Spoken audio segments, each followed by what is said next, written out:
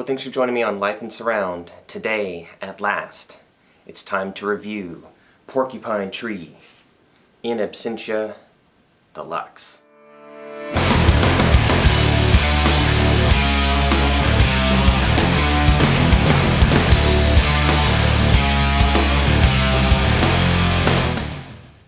So I don't have any Steven Wilson or Porcupine Tree t-shirts, so I chose the thing in my wardrobe that was closest, Dark Side of the Moon, and that kind of reminded me that I have this Dark Side of the Moon mask. So I'll show that off for a second, just to recognize that we're still in the midst of coronavirus shelter-in-place lockdown. So anyway, thanks to my wife for making this cool Dark Side of the Moon mask. Now, the set. In Absentia Deluxe. You may be wondering why I didn't review this a couple of months ago, and the answer is that I've been waiting for the replacement Blu-ray to be issued. The original Blu-ray was missing some bonus content. The content from CD 2, which is some bonus songs and some alternate edits, was supposed to be replicated on the Blu-ray in high resolution, and those songs were left off.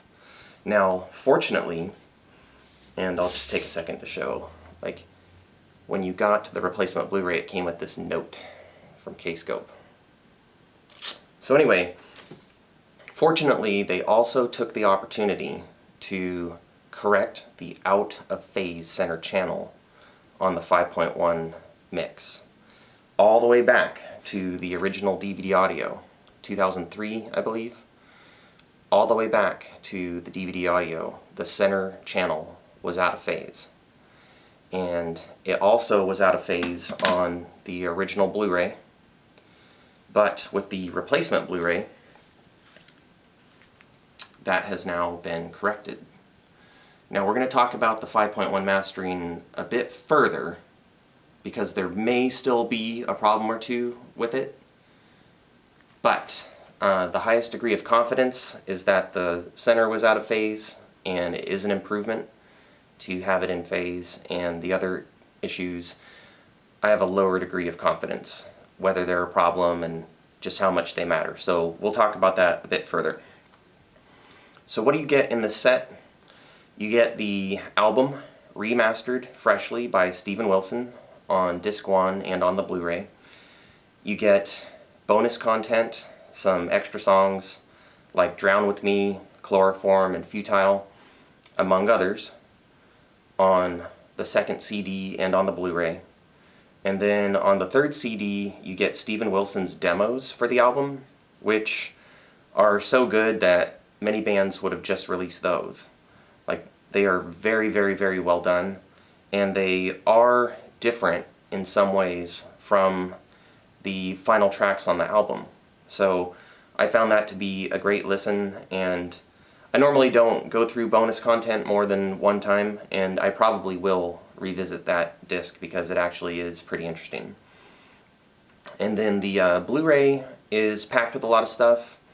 It does have a couple of omissions that I wonder about, but it has a nearly 2-hour documentary about the making of the album, which I think is really fascinating. You get to see the album being made in New York, and a lot of the story, the lead up to the album, the trials, tribulations of the band, really trying to put together a breakthrough release, really acknowledging the opportunity of signing with a major record company and really going for it. So it's a cool documentary. You get the fresh Steven Wilson remaster of the album in high res. Like I said, you get the bonus content from CD 2. The thing I'm wondering is why they didn't include the promo videos. We got 3 videos back on the original DVD audio. For Blackest Eyes, for Strip the Soul, and Wedding Nails, I believe. And I don't know, I think those are 3 odd choices for the songs to do videos for. I would have probably chosen Trains and Sound of Muzak. But anyway, And then I also wonder why Steven Wilson didn't go ahead and remix this album into 5.1. He is one of the most brilliant surround mixing engineers of our time. And so I wonder if maybe the master tapes, well, the master hard drives, maybe the multi-tracks are missing, or maybe there was some sort of licensing issue, or maybe it's just out of respect for Elliot Shiner's original mix. It is a fantastic mix, and I do find it hard to imagine that you could actually improve on the surround experience. But given that there was an issue with the original mastering, could have just been an opportunity to sidestep that whole thing. So who knows what happened there, but it is a great thing that we have the Elliot Shiner mix with the corrected center channel available for more people. Alright, so let's show off the inside of the book a little bit. There are already some unboxings on YouTube, so I don't want to go through the entire book, but you do get expanded album artwork, and you also get things like the track sheets that were used at the studio. I always love that kind of stuff. You get an essay with history. You get track-by-track commentary on each song. You get lyrics. You get credits. It really is something that I think does draw you way, way deeper into the album. I made my way through most of the book while I was listening to the album several times. And I think it's just super well done. You get some making of stuff. So yeah, book is very, very well done. I like that it is basically LP size. That helps put me in touch with, you know, what it might have been like to originally find this album in a record store back in 2002, 2003. So very well done. So let's talk about the 5.1 mastering, okay? Did they fix it? As I've said, they did put the center channel back in phase. That was the most obvious issue with the original release. A couple of other possible issues are that the LFE is delayed by around 10 milliseconds, and a mastering engineer is on record publicly saying that it was lowered by around 7.6 dB for the lossy DTS version, but it didn't need to be lowered for the DVD audio lossless version. Now, if all the musical content is assigned to the main channels anyway, I'm dubious as to how necessary an LFE really is for music. And I'm not sure how much the delay on the LFE really affects anything, or exactly how loud it really does need to be. What I can tell you is that I've listened to the original DVD audio, to the corrected Blu-ray, and to some fully corrected files, meaning the center was put in phase, the LFE was pulled back 10 milliseconds, and boosted 7.6 dB. And on both of my systems, one of which has full range channels all around, and the other which has some satellite size speakers and relies on a lot of bass management, in all cases, the corrected files sound the best to me. Now, I put on the Blu-ray last night, and one cool thing about it is there's a lot of animation for all the songs. So the Blu-ray really is a visual audio experience. And I can tell you that the album in 5.1 from the Blu-ray sounds really, really great. I then went and put on my fully corrected FLAC files right after, and to my ears that does sound a bit better. It's fuller, more balanced, a little bit more powerful. But on the Blu-ray, you have present kick drum, you can tell what the bass guitar is doing. I just think the sound could be a bit fuller. So, is the LFE really a problem here? I think possibly, but I have a lower degree of confidence over that than about the obvious out-of-phase center. So, Has Kscope corrected the 5.1 mix for In Absentia? I'm inclined to give them the benefit of the doubt. And like I said, I put on the Blu-ray as an audio-visual experience. It was very enjoyable to me. There could be people out there who never noticed the LFE delay, and they just put this on and they thoroughly enjoy their experience. And I think that's valid. So, should you pick this up? Even if you were to agree that like you put on the Blu-ray and it sounds fine to you, there could be people who balk at the price of the deluxe set. Sometimes what Steven Wilson does, at least eventually, is he'll release like a CD Blu-ray version, just a pared down, less expensive version. So it could be worth waiting for such a thing, and I can't promise that they'll do that though. It is a bit pricey, but hey, I received a stimulus check from the US government, because of this whole lockdown thing, and I didn't spend all of it on music, but I thought it would be a cool idea to support some of my favorite artists, and I felt like splurging, so I went for the In Absentia Deluxe set when I heard that they would be correcting the 5.1 mix. Am I happy with this? Am I happy with In Absentia Deluxe? I actually really am. I think one of the biggest draws of this for me is the new Steven Wilson remaster of the album. As we can see here, there's lots of breathing room in this mastering. Much more gingerly done than the 5.1 mastering, at least. Though I think the 5.1 mastering is well done. I just prefer a lot of headroom in my music. But Darcy Proper is a master. Her name appears on lots of multi-channel that I love. So we have Steven Wilson and the other guys from Porcupine Tree, including Gavin Harrison, who was brought on board for this album and became a member thereafter, teaming up with Elliot Shiner, Darcy Proper.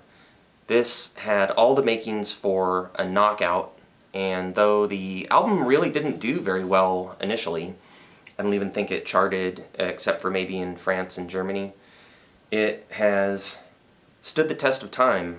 And I think because it has this very interesting blend of prog and delicacy, but also with kind of a metal edge on a lot of songs, to me it feels unique, and it avoids being dated, and it's grown in its reputation and in its prowess over the years, to the point where it has received a deluxe reissue.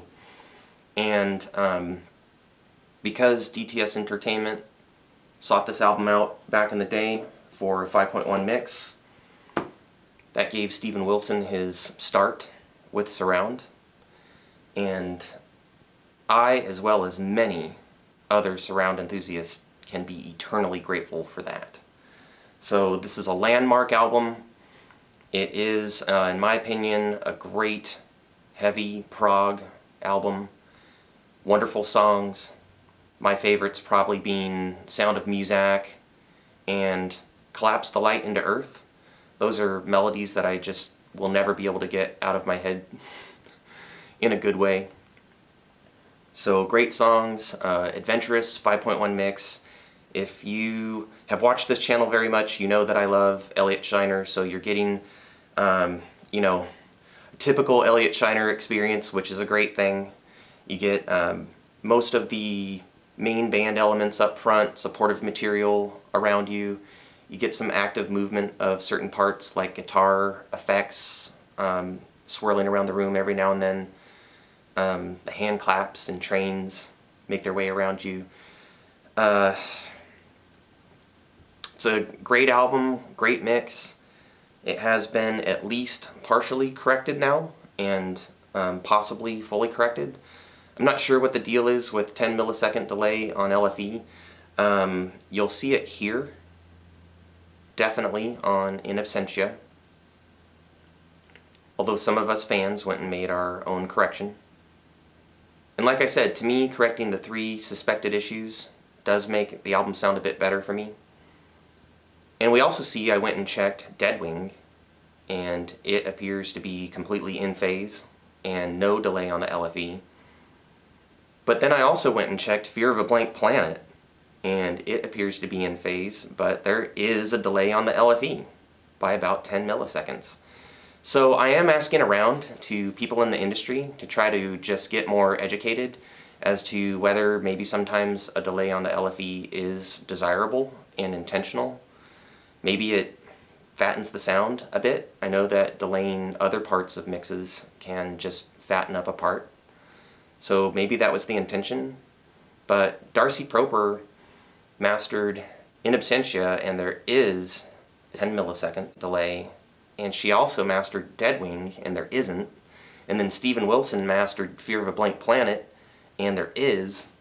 So something's going on here. I'm not exactly sure what it is, and I don't know if it originates at the mixing stage or in the mastering stage or the authoring stage. I don't have all the answers. But what I can tell you is that I like In Absentia Deluxe. I'm thankful to have it. For the purposes of the audio-visual experience, I do see myself from time to time just putting on the Blu-ray. It does sound that good. It is a satisfying musical, sonic experience, and then you get everything going on the screen. I guess final notes. I really had no idea, just casually listening to this album over the last few years, that it so often thematically revolved around like serial killers. I really was clueless about that. So that was something that this deluxe set helped draw out for me, and my wife will really appreciate that. She has a thing for serial killers, so I find that to be a little bit disturbing, but I guess I can understand the fascination. You know, Steven Wilson in the documentary said that it's because he can't understand how somebody can think like that, or maybe the lack of emotion, the lack of compassion, the lack of empathy. It's because he can't wrap his mind around that it's so intriguing. So I guess I can understand that. So In Absentia, you have the new deluxe, you have the DVD audio. In any case, they're lossless, so if you want to go and do some correction and get it just, to your satisfaction, you can rip it. So very grateful that we have lossless stereo and surround for such a great album. This has been Life in Surround review of In Absentia by Porcupine Tree.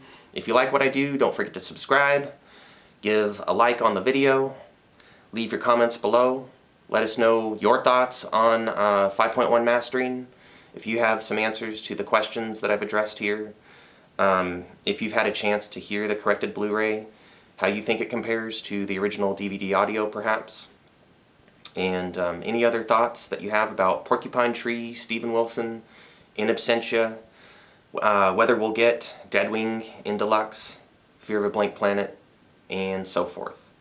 And so, until next time, one final thing to say is live life in surround. Collapse light into earth. Collapse light into earth.